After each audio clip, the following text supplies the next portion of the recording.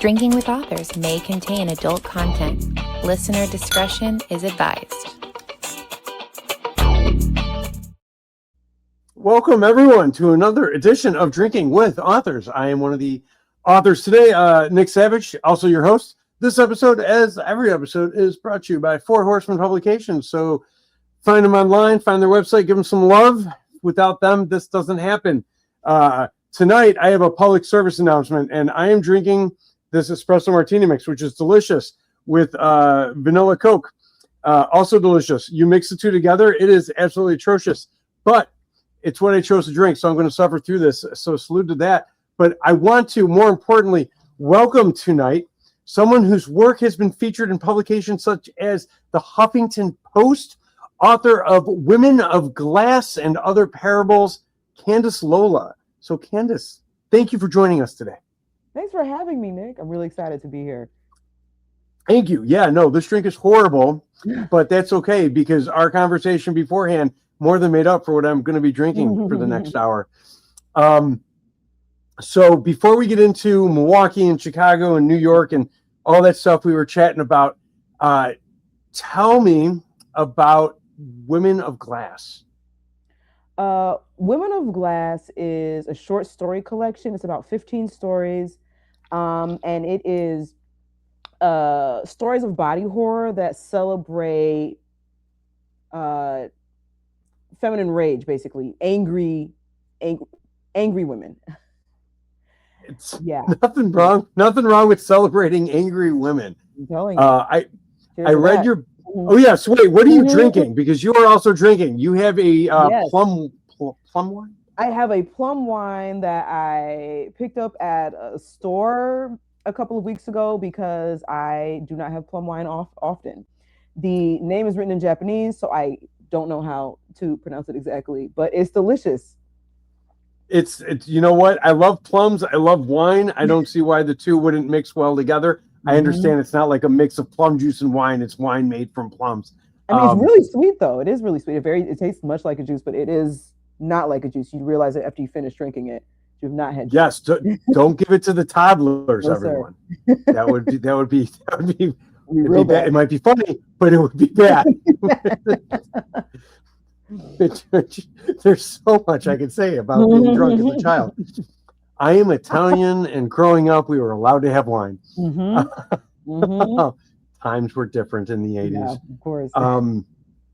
Now, you have a lot of experience you have a lot of experience leading up to this book, and not like experience with bodily horror, but like you give like TED Talks, you know what I'm saying? And your studies and stuff like that from like what you went to school for or college for, what you studied.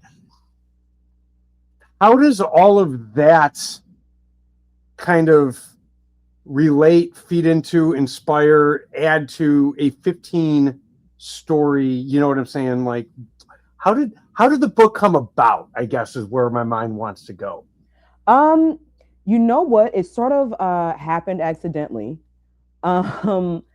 I was trying to get into my graduate school program and I got denied. I got rejected. And so sort of in a rage, I started practicing. I started practicing writing every day. And what came out was this sort of strange kind of gothic body horror stuff. I've always been very disciplined, and that's self-disciplined and also disciplined by the people that were around me and my family, direct family and things like that. And I think it led to me sort of feeling trapped or angry at my own body in some ways or at my own situation. And when I let myself sort of free write, what came out was this sort of strange kind of body horror. I didn't recognize it as body horror at first. I didn't know what I had written. I had to it had to tell me about itself, and then readers responded to it as body horror. But it happens accidentally, I guess, to put a fine point on it. No. Accidentally is a great way for things to happen. I mean, how penicillin happened accidentally. Yeah, chocolate chip cookies happened accidentally. Yeah, all the best things in life and some of the worst happen accidentally. Absolutely. Yeah, pretty sure some war weapons happened accidentally, where the chemical weapons, Yeah. wouldn't put those with the best things in life. But so you have this story, a collection of 15 horror kind of different stories, parables, and they're rooted in, and I could not remember the words that were used for this, and I'm trying to find it, and I'm having a horrible time. Divinity. Please take it away from me. Yes. Okay. HooDoo and Afro Divinity. Is that what you're referring to? Yes. Thank you. Yes. Can you explain that? Because clearly I don't know what that means, but it sounds awesome. I think I might be a little too melanin deprived to understand, but help me out. I know I'm pasty. I will. I know what hoodoo is, of all things. Yes. But yeah, no, you go. Oh yeah. Okay. Well, yeah, I started studying hoodoo and voodoo, not necessarily in relation to this book, but because they scared me. And I tend to go towards things I've been warned against, which I probably will regret one day. And sometimes have regretted in the past, but I'm okay. I'm sitting here. I'm alive, mostly in one piece. And so there is a lot. First of all, Afro Divinity. So I mean, voodoo and its branches have a very interesting approach towards life and intention, good and evil. It's very different from the organized religions that I'm used to. I was raised Christian, so very different to Christianity, which sort of blew my mind. And there is also a lot of mythology, not only in voodoo, which is started in West Africa, but all of the branches in the various islands in Louisiana, and it's practiced here in America. And so I was really pulled into that world of stories and those myths and parables and those object lessons. And they really inspired. I think they really added what I felt like the stories were missing before. Before it was just kind of me like commiserating, I feel like. And after I added those stories and did that research, and I met great people during my research, I think it really added sort of an education and an introduction to the story. So I'm really glad I did the research, even though I went into it kind of trembling. But sometimes you have to face the things that either you're afraid of, scared of, don't know anything about, and kind of, keep an open mind on that. I find that what is it? Education is the antidote to fear. Yes, I like that. I did not make that up. I don't think I did. If I did, awesome. But I think I heard that before. I'm like, well, I just made that up. No, I think I've heard that before. From the great philosopher Nick Savage. Yeah, no. Philosophers tend to be brief with their words. I am anything but.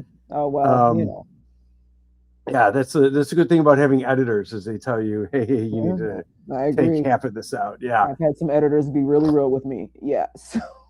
you have to, but you have your book, and you've written short stories and and other stories of other lengths, whatnot, that have been published multiple times in many different magazines and newspapers and stuff like that. But I have to ask, because everybody jokes about it. Like, you see these Facebook posts where they rant, and at the end they say, "Thank you for coming to my TED Talk." But you've actually done TED Talks. How does that pipeline work of Huffington Post short stories to book to TED Talks? How do you make this happen for people who are like, I want to do this? I want to do it. Well, TED Talks are independently run, and so you really have to study the chapter that you want to present with. Figure out what they want, figure out what that committee wants, and play to that. I won a competition. I won. Those words are too similar. Too many W and N words and N sounds. I one and there's too many. We need some more letters in the English alphabet, I think. At least another 3 or 4. At least a couple, I won an orator competition with TEDx NYU, and that's how that happened for me. And the talk was an extension of my thesis. I really squeezed every drop of blood that I could out of my thesis. And yeah, so that's how that happened. I wasn't going to apply, but I knew my sister would kill me if I didn't. And I ended up winning and doing the talk. And it was a really, really great experience. And one of the high points of my life. Absolutely.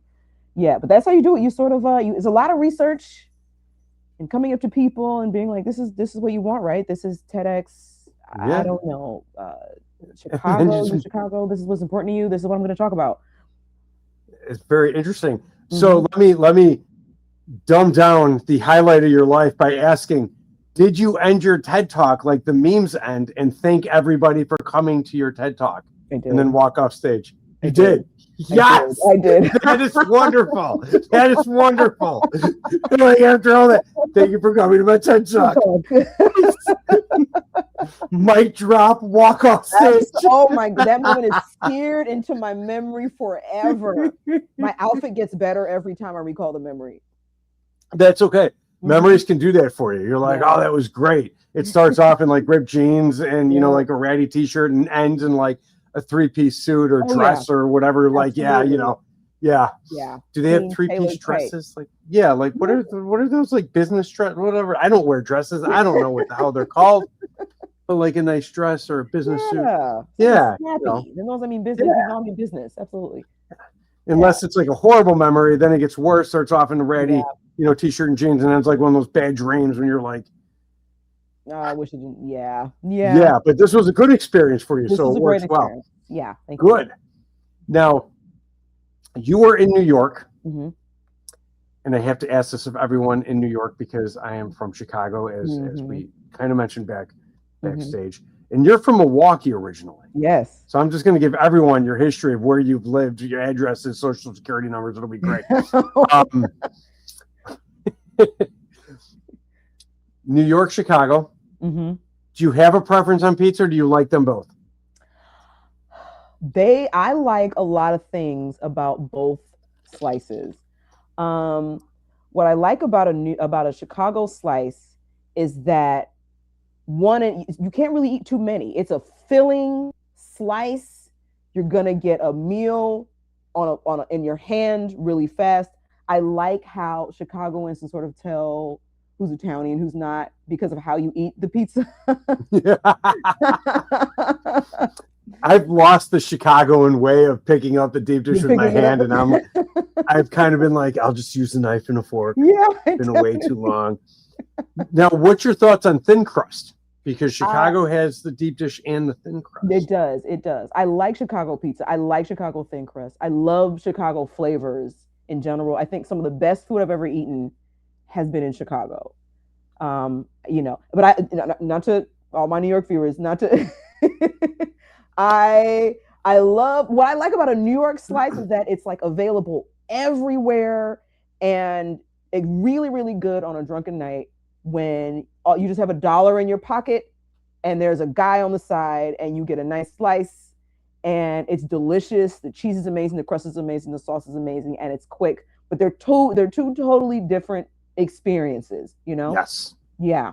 We were in Queens one night, the one time I've been up in New York, and I went started in one shop. Now I was drunk, but it was good. I remember it being fantastic because I'm a little pretentious about my food. And I just remember going, I'm going to try real New York pizza. And I was like, oh my God, like this was amazing. But what I love about New York is by the time you finish your slice as you're walking down the road, there's another pie shop right there. Yes. And we went to 3 different shops and ate at all 3. And my empty pit of a stomach finished all 3 slices. And if anyone doesn't know, New York slices aren't tiny. No.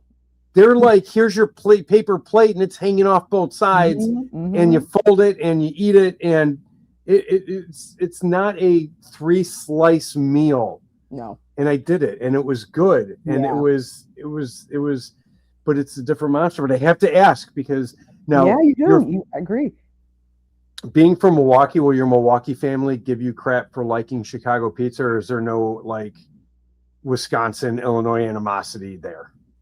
No, not with pizza, but my dad is from Detroit, and because Detroit has their like crustless pizza. He has a lot to say. He has a lot. It's always New York versus Chicago, and I've tried Detroit, but I've not tried good Detroit, and I think that might be my issue. Is I've tried like the Pizza Hut Detroit style pizza, and that's crap, and I know it's crap. You know what I'm saying? I see. Nothing against Pizza Hut. We need sponsors. But it's not the same. You know what I'm saying? It's like going to New York and getting a Chicago style pizza. It's just not going to be Chicago style. Or getting Chicago style in Orlando, not Chicago style, except for one place. But I will tell you, there is a really good Detroit pizza place in Chicago. I think it's in Edgewater. I know Edgewater. Yeah.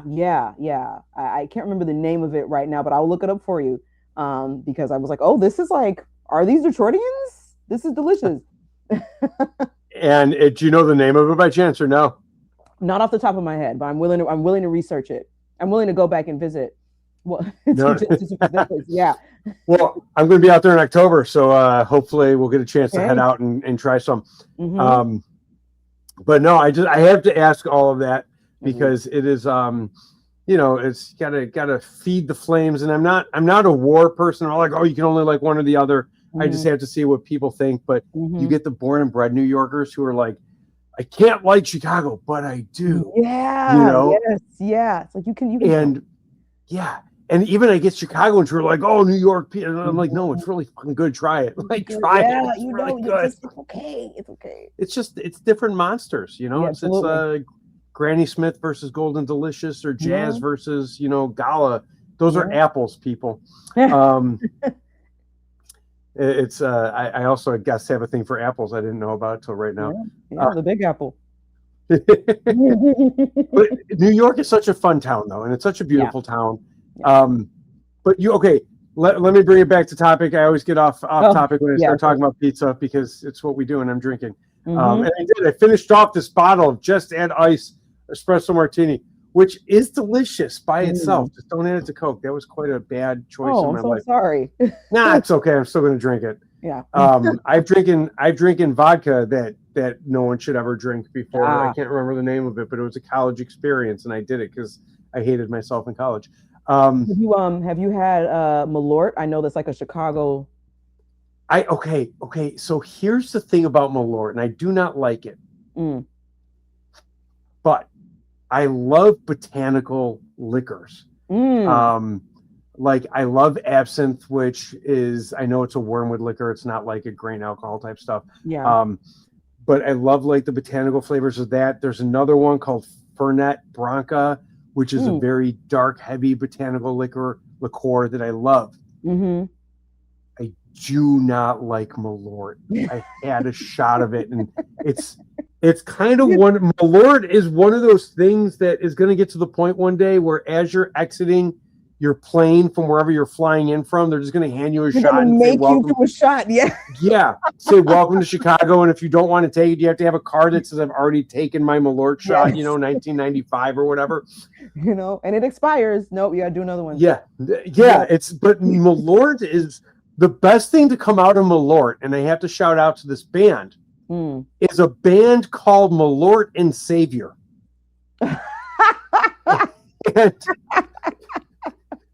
So they're a Chicago band, and they're like a folk punk kind of band. Yeah. And they're much more commercial than I'm making them seem, but not as commercially like sellouty as when people say commercial. But they have this song that's very relevant to the geopolitical climate right now without being like offensive. It's just kind of like wonderful, wonderful song. I think it's called "The Day It Finally Happens." But everyone listening, when you get off here, look them up. Malort and Savior. Look at them on Facebook. They're great. Absolutely. Best thing about Malort is that. Yeah. And if you've had Malort, I'm assuming. I have had Malort. Yes, I've had a shot of Malort. So I talk about how much I hate it, and you're gonna be like, I love it. What No, is I your hate thoughts? it. Okay. I hate it down. It is the devil in a glass. I cannot take it, but it does feel like a rite of passage. It is. But the funny thing is like the manufacturers of Malort aren't out there going like, we have this wonderful liqueur that everyone should try. Like they know it's the devil. They know they're the devil. They know. It's not like, it's not like a friend, you know what I'm saying? Or the abusive father, you know how the term's supposed. No, they are the devil. They know. And they're like, let's lean into it. And I live in Orlando, and I was at a place in Disney Springs. I don't know if I can say that now. I'm going to owe them like $5,000 for copyright infringement. But I was at a restaurant in D Springs, and they had 2 bottles. Me and my wife and a friend of ours were sitting at the bar, and they had 2 bottles of Malort up on like their top shelf, because in Florida, I guess Malort's top shelf. And they were both over half empty. And I'm like, why are people drinking this? What can you possibly even mix Malort with? I don't even. They do have Malort cocktails, but it's mainly just a shot. Or if you really, hate yourself, mix it with something worse or better. I'm like, I used to bartend, and this was before Malort came out, and the shots you do when you don't like yourself were like the 4 horsemen or the 3 wise men, and well, I'm like, what are they doing now? The like coming up with a shot called like the Chicagoan, where it's like Malort and tequila and like Irish cream all mixed together. You know what I'm saying? Like, let's get all the nationalities in there, top it off with Malort. Here you go. Welcome to Chicago. Yeah. Please, anyone, don't try that mixture I just said. You'll die. Guaranteed last drink you'll ever have. Horrible. Oh my God. But no. I don't need God. We are so far removed from whatever we were. We are. I love talking about Chicago. I really love living there. So when you were living there, were you going to school there? I was going to school, but for a different field. I'm in behavior analysis. You're in behavior analysis? Yes. Oh, you will never meet me in person. Oh, No. Just my own time in therapy and stuff. Like when I was in college, like it was all like all my friends were like psych majors, and I was like, oh, you people are no. Yeah. Oh, they were wonderful. I loved them all. But I was not someone anyone should have been around in college. Oh boy. Yeah. Well, I wasn't either. Life turns out better for some people as they age and worse for others, and thank God. You know what I'm saying? But it is.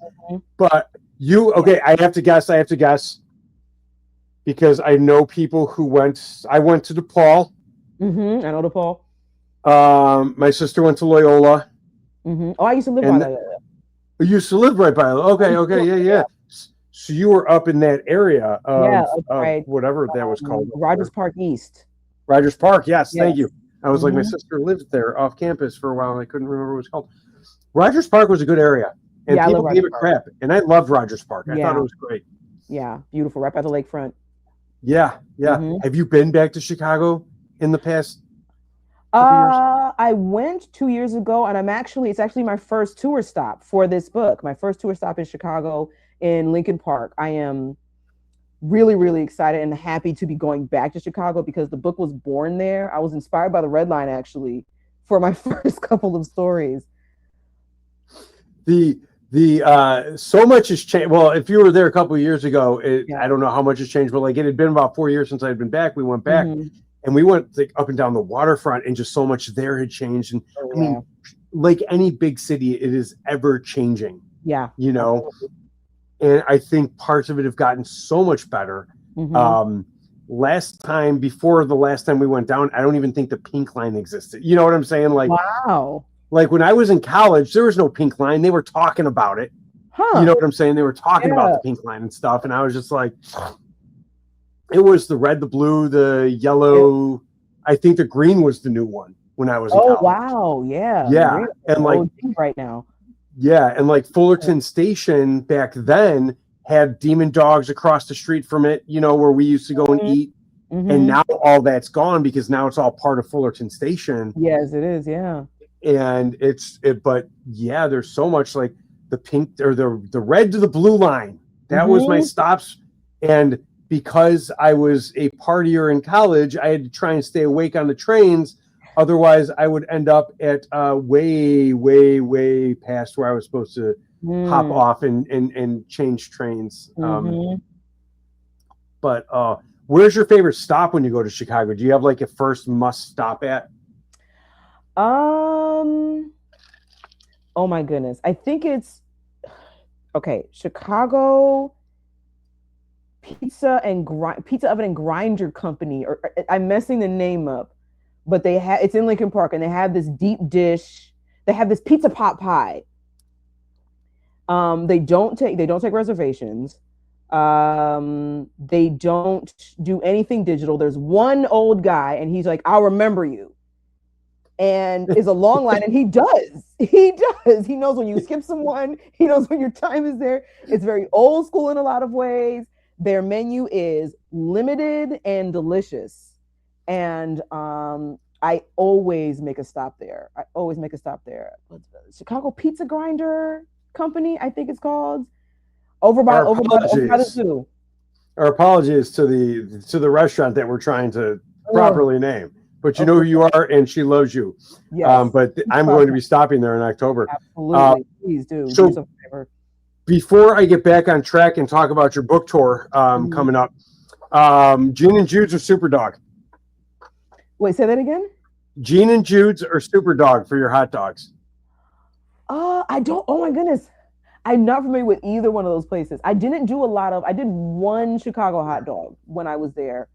And I was like, oh, okay. I guess I'm not a huge hot dog person. Don't kick me off. No. Trust me.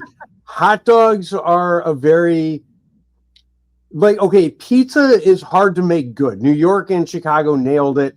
Your dad will add Detroit in there. But there are other places like Ohio, I think it is. I could be wrong. And definitely St. Louis, who try and say they have their own, and it's absolute crap. Much love to St. Louis. Of course. City Museum. But hot dogs, you got the Coney dog. That's true. And the Coney dog is absolutely fantastic. The Chicago style dog. Like being in Chicago, I'm like, oh, Chicago dogs, they're great. They're the only way to eat them. And then my wife, and she's like, no, try them just with coleslaw and try them with this and try them with that. I was like, holy crap. Yeah. But if you're not a dog fan, you're not a dog fan. So, okay, you like pizza, though. Lou Malnati's, Gino's East, or Giordano's? Ooh, okay. I live close to a Giordano's. Okay. I live close to Giordano's. I would walk there. I have a lot of good memories with Giordano's and like taking people who are visiting me there.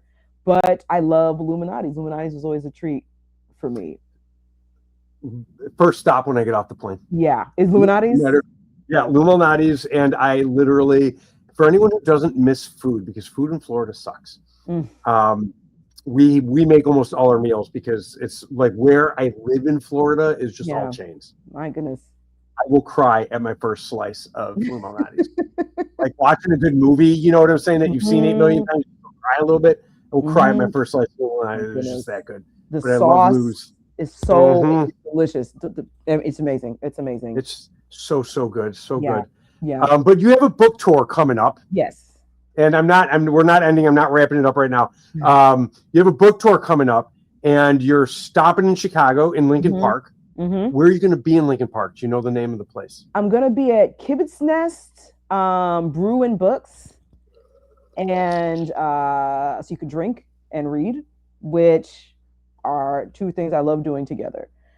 I'm going to be there with some other people who are also with my publisher. We're going to be doing some interviewing, some chatting, some drinking. Did I say that already? Say it again. So please come out and see me, all my Chicagoans. I really, really love Chicago. It's really important to me it was really important to me. I stressed to my publisher that we visit Chicago, at least, if not first, somewhere prominent, because it's really important to the story of the book. We'll be there on July 11th, I think around 3 o'clock. So it's a Saturday. Come through, and then go down to Chicago Pizza Grinder Company, which is like close. It's in the same neighborhood. Visit the zoo. It's near the zoo. I love going to the zoo. I love Lincoln Park Zoo. Mm-hmm. And I know it's not the world's biggest zoo, you know, by any stretch of the imagination, but outside of paying to park, it's free to get in. You know, it's just such a nice zoo. And it's, you know, it's educational. Wynn's Book Publishing is the name of your publisher. That's what you saw flashing. I was like, I did not check that. I'm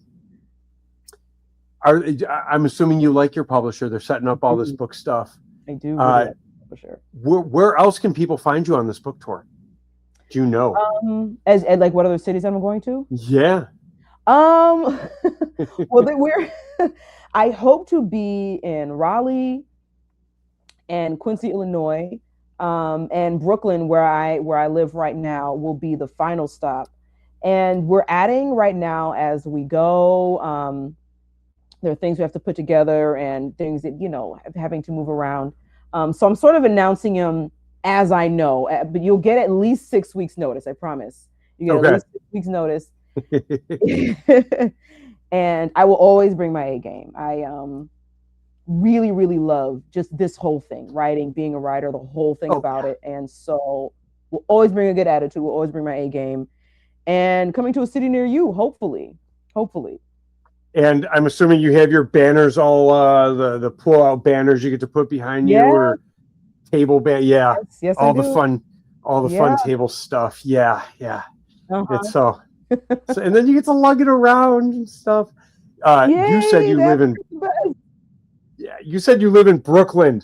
I don't know why I added a D to it, and it's like when people add S to White Castle. It's a Chicago thing. They go, we're going to White Castles, which I think is because it's like plural, like, or possessive, you know, not plural, but but you live in Brooklyn, which is where I got my only ticket in New York. Wow. I'm not surprised at all. It was my fault. The red line past the hydrant was fading and I parked slightly over it. And they were like, Illinois plate. Here's your $80, $180 whatever ticket. And I was like, God damn it. Yep. Welcome to New York. They do that a lot. Parking here can be really brutal. It's confusing. It's you can break the parking to know where you are. I mean, on the upside though, at least they got a parking spot. Yeah. That also, you could have just had to just drive around until your time was up. That's the real thing that can happen here. No. So you have the book tour, you have the book. Are you working on anything else at the moment? Well, I don't know. There's always a work in progress, I think. I have a book of essays that I'm kind of adding to. And there's always a novel. There's a novel that I've been sort of like picking. Well, I don't know if I've been picking at or it's been picking at me for the past 4 years or so. Yeah. And that one is also related to the book. I honestly think that I'm going to probably continue one of the short stories into a novel. Because I feel like there's a lot of texture that I can explore there. When I was reading some of the stories, I was like, I think this can be expanded. So, you know, still dealing with Afro divinity. There's just a lot to dig into there, a lot of information there. Ancestral veneration and generational anger and inherited curses and blessings and things like that.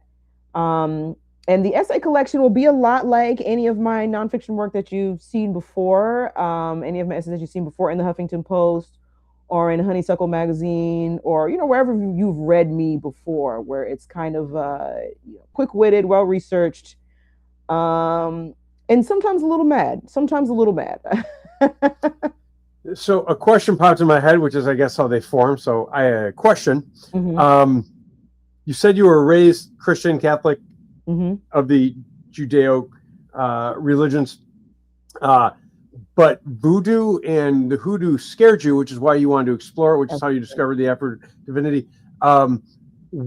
is there a defining moment, core memory, where you were like, this is the moment where I discovered it scared the hell out of me and I must explore it? Or was it just kind of something like, how did that happen that you discovered you're scared of this and decided this is what you need to base your writings about? Well, my mother was from the Caribbean. She was from St. Lucia, and they talk a lot about African divinity there, obia and things like that. So she would warn me against it, and she would warn me against it. And my dad is African American, so that he's, there's hoodoo on his side, and he would warn me against it. And I was always a rebellious kid, so I was like, what's the big deal? And so, they would talk a lot about spirituality and being haunted and being possessed and things like that. And as I got older and started to deconstruct some of the things that I had been raised with, and just started going towards things, it just became more interesting to me. But when I got into NYU, there was this whole library of any information that I wanted available to me. Yeah. And that's when I was like, well, let's just do a little bit of reading. And I fell into it. I fell so deep into it. And I started sort of writing out what I was feeling and what I was seeing. And it really changed my perspective in general about a lot of things about the way I felt about things, the way I felt about myself, reinterpreted things I'd experienced in my past. And it was like, this is it. This is where I need to be writing from. This has changed my life. And also the fact that I had been so warned against it and that it worked for so long. And that a lot of the things I learned about it weren't fully true, that it was scary and demonic and it would possess your life and things like that. It did possess me. It did possess me, but not in a head spinning, vomiting green goo type of way. No, but I think a lot of the times parents who push the cautionary tales and the boogeyman, you know what I'm saying? The kids veer towards it. Absolutely. It's the kids who didn't do the drinking and the drugs in high school because they were the good ones studying, getting to college, and all of a sudden, you know what I'm saying, like fall a little bit and get into the drinking and whatnot. And it's as you start to think on your own, this isn't as scary as they wanted me to think it was, and you get to explore it. So do your parents love the fact that your books and your work is now about everything they warned you against, or are they okay with it? No, they're not. They're not. They are.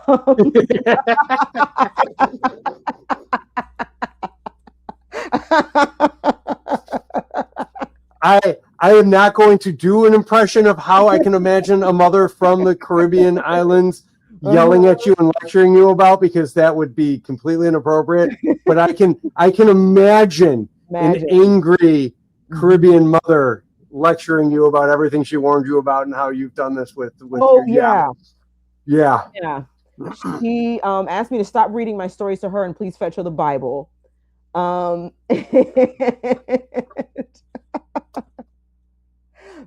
happy. And my dad asked me what he had done wrong as a father. So I honestly don't think anything. I think raising a strong, independent child to think on their own and explore the world around them with the cautions and the, you know what I'm saying, the guidance given to them to keep them safe. You're safe, you're healthy, you know what I'm saying, you're intelligent. I think your parents did a wonderful job. Show them this clip. Thank you. I will send it to them. Because what everyone wants is confirmation from some middle-aged white guy who they don't know. I don't think it'll hurt. I honestly don't. Like, he's got this. He said, I'm fine, Mom. I think my dad just figured out that I'm smart, actually. I think he was like, oh, okay. You're like, I think he just thought I was ridiculous before because I argued with him so much. He was just like, what are you... Parents do that though. If the kids don't think like them, they just assume, and it's a generational thing. It's not parents are dumb or anything like that. It's a neuroplasticity because the older Xers, the younger boomers and the boomers and everyone beyond them, have very limited neuroplasticity to where they're like, oh, you don't think like me, you must be wrong. And then they start to changes in their life happen for one reason or another. Something you did and your dad was like, oh, she is smart. All right, that's yeah. And then all of a sudden it clicks and he's a little more elastic and more open. A little more elastic. Yeah. You need to get out there and spread your joy. Yeah, I believe so. Yeah. So your writing process, because I do want to at least have one more question about writing in this, because your writing process, are you in your stories, do you plot them out what you want to happen, or are you, this is my idea and you just roll with it? They sort of take me, I feel like. A concept will come to mind, like, let's take the title story, Women of Glass. I'm sitting somewhere and I'm supposed to be flexible and comfortable, but I feel myself getting more rigid and rigid as time goes on, to the point where it's painful to me. And something in me wants to give that a body. Something will sort of start whispering, and I'll write it and the story will reveal itself to me. Okay. Sometimes without, like, sometimes it'll make decisions that I don't want to make, like, not to spoil the ending, but a lot of people die in my book and they told me they're supposed to die. I tried to keep a lot of them alive and they were like, no, this is my end. This is where I go. Make it pretty, make it weird, make it interesting. Yeah, so that's how it feels. It feels like a sort of nagging thing that grows.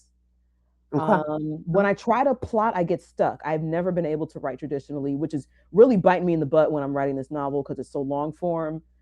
So I'm learning as I go, but that's how it goes. It just kind of, hey, tell me or someone else will. No, that is totally an acceptable way to write. The rule of thumb in writing is that when a character is done, you get rid of them in the story somehow, whether they move, they need to exit. You know what I'm saying? Like exit page. And to me, my favorite way to exit a character from the story is to kill them off. Yeah. I think that's a nice way to go. You're done. You're not coming back, except in flashbacks. There's no redemption arc for whatever, may still have been lingering in the air. Yeah, you're done. But sometimes life's like that. Sometimes the main character has to have their arc. Yeah. Because otherwise it's not a story. It's just scenes. Yeah. But I don't think every side character, whether, small or even bigger supporting characters, need to necessarily have a full arc, because sometimes life hits you with the bus and you don't get to finish. Absolutely. Oh my goodness, that happens so much. That happens so much in real life. You don't get to finish. You don't get the bow on top of the cherry. It's just done. You don't even get a period sometimes. Sometimes you get an ellipses and it's done. Yeah. Yeah. Especially in New York City, where buses hit people all the time. They do. Just kidding. Yeah, they do. They do. It's like they do. It's like Frogger. You got to watch out for the buses. I'm like, you've been reading our paper? That they do. I've seen Elf. The yellow ones don't stop. Yeah. You gotta really hold your ground in New York. I'll say that. You really do. And there's no right turn on red. No, ma'am. No, sir. No, I know that now. But no, I can appreciate writing, and letting the characters kind of tell you where it's happening and stuff. Yeah. I think that's really just your mind's way of plotting it out without realizing, it's the genius of the mind working in ways like that. Yeah. I can appreciate that. Yeah. Absolutely. So for everyone listening, they're going to want to know where they can follow you, where they can buy your book. So give us the shameless self-promo. All right, here we go. Let me take a sip before I... Just chug it all. Chug it all. All right, go on. Here we go. We'll do two chugs. Yeah. There Perfect. she is. There she is. So a lot of my socials are spelled exactly like my name you see here. On Instagram, where I do most of my updating, it's Candice_Lola. You can also check my website, CandiceLola.com. I'm on Threads, Candice_Lola. Let me see. I'm on Bluesky again, Candice_Lola. And I also have a newsletter that I love for people to subscribe to, because we're like a family over there. That's where I make my first announcements. I like to put in, a lot of people that follow my newsletter are writers that I met when I was teaching a class or just going along my way. And so I like to put opportunities that I find, different calls for submission or fellowships or anything like that in there, as well as what I'm reading and general announcements. And you can find my book also on my website. You can find it on my publisher's website, winsbookspublishing.com. Or if you Google the title, it's on Amazon, and it puts anywhere books are sold, you can find Women of Glass and Other Parables. And if you approach me with a book, I'll sign it for you. I will definitely sign it for you. For $5. No. I love doing signings where people are like, how much for, like, just buy the book, I signed it. Some people are like used to doing like bigger conventions where people are like, oh, you have to buy the book and then pay more. I'm like, no, we're not that big yet. Not that big yet. No. Yeah. Buy it. I'll be so happy to see it in your hand that I'll sign it. I'll probably sign too much. You're probably gonna have to tell me, hey, I need to read that page. That's what the copyright page is for. No one needs to read the copyright page. Yeah. Just put it right there. Mm-hmm. I want to thank you so much for joining me. I've had so much fun chatting with you. I'm definitely want to keep in touch, especially for if we happen to be in Chicago about the same time, or if I come up to New York. Yeah.